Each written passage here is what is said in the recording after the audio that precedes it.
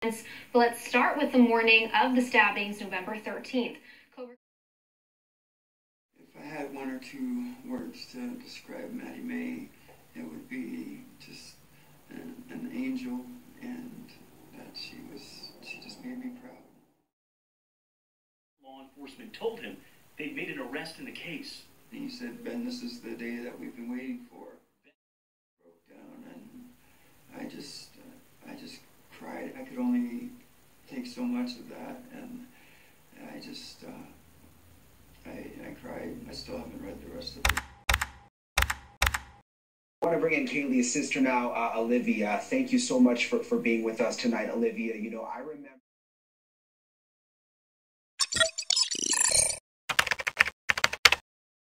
Koberger's car was seen driving past the house on King Road where the murders happened several times that morning. Something Moscow Police Department Corporal Brett Payne, who wrote the PCA, says is unusual in a neighborhood where traffic is usually very light early in the morning.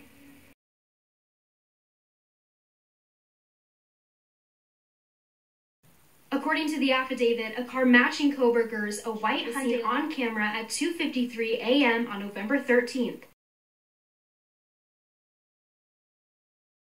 3:29, the Elantra was seen passing the house on King Road where the murders happened 3 times.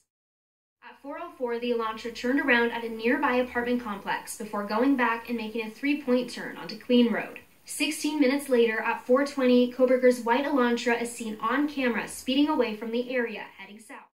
An hour later, at 5:25, several traffic cameras in Pullman and on the Washington State University campus capture the Elantra returning.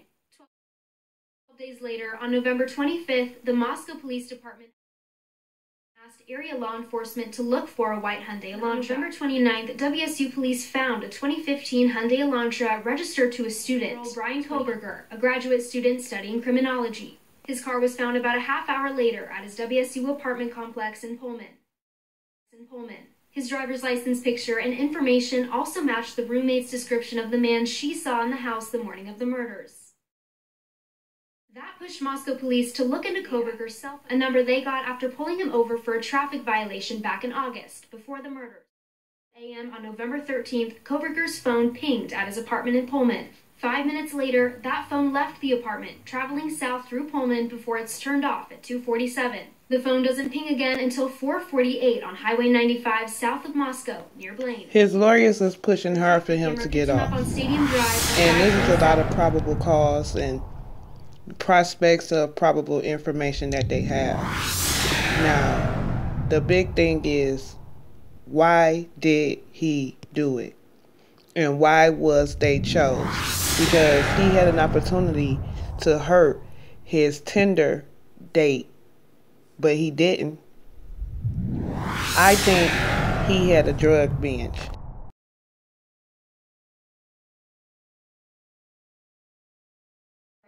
A wider historical records request shows he visited the area 12 times before the murders, all but once late in the evening.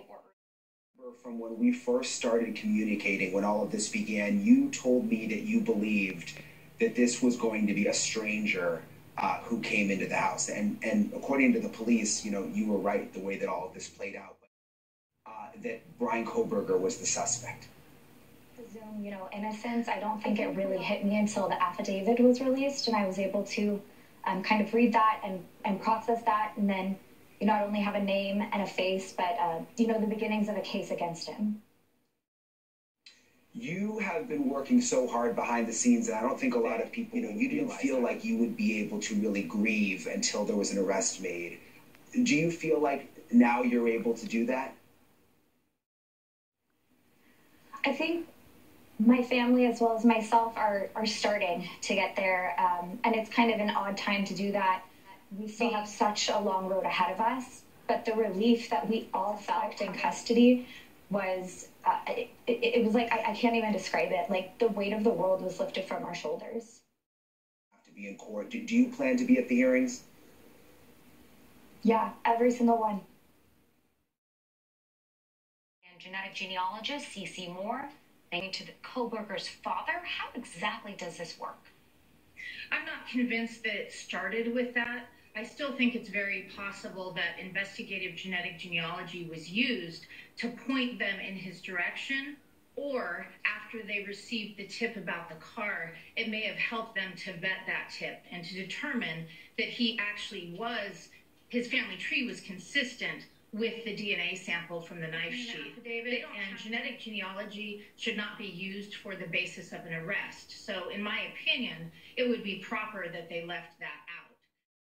World-renowned forensic psychology professor who works here, who reportedly actually taught Koberger. Joining me tonight is Dr. Catherine Rand.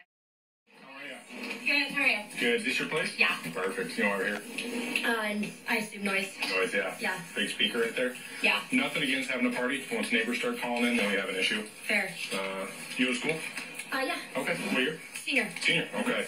So I'll tell you the same thing I told them. You probably know the drill, right?